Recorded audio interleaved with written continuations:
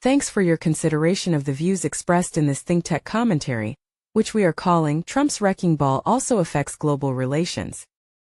Domestically, Trump has unlawfully disrupted, corrupted, undermined and threatened nearly every federal agency, and has effectively brought the federal government to its knees. Trump is doing this largely through Elon Musk, who is neither elected nor confirmed, along with other unconfirmed acting heads who have somehow mysteriously surfaced. Federal employees of these agencies have been shut out of their jobs and offices, and Democratic members of Congress who have tried to enter the premises have likewise been shut out. A number of suits have been filed against the Trump administration attempting to reverse the resulting damage, chaos, and confusion. In the meantime, the wrecking ball is affecting American diplomatic relations overseas. Trump has unlawfully shut down USAID, creating still more chaos and deprivation for the countries and the millions of people who depend on aid, food, and humanitarian care from the U.S. This, as so many other things Trump is doing to punish our long-term allies and friends, has profoundly disappointed and damaged our relations with them, and has allowed Russia and China to come in and replace us. This damage is already long-term, and it is not clear how it can be reversed, if at all. Our reputation has been dashed overnight.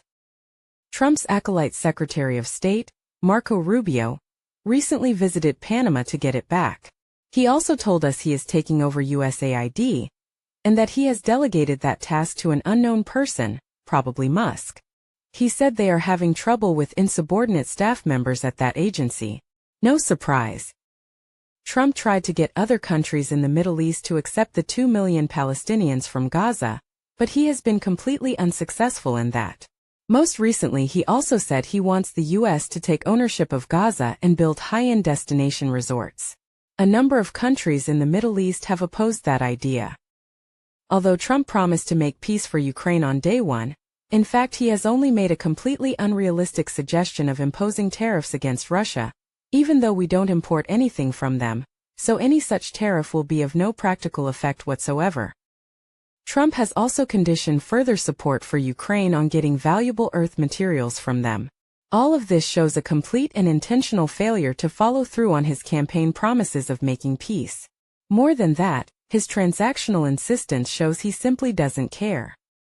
Instead, he has frittered away his time in our diplomatic capital by bullying allies like Denmark, Canada, Mexico, and Colombia, with outrageous tariffs that achieve exactly nothing, that work against our economy, and that make long-term enemies out of long-term friends. It all shows a willful ignorance and rejection of American interests and diplomatic norms, wrecking our reputation, respect, and influence as a moral leader of the liberal world order. After all is said and done, we need to follow the money, that is, the trillions Trump has already locked up. His emerging purpose seems to be to get his hands on all the trillions he possibly can, cutting Congress out of the process, and further empowering billionaire oligarchs like Musk. This is frighteningly consistent with a larger plan to simply destroy the country for reasons not yet clear. Is this treason? And who is he doing it for? The price of liberty is, of course, eternal vigilance. Thanks for your consideration of the views expressed in this ThinkTech commentary. We'll see you again soon for the next one. Aloha!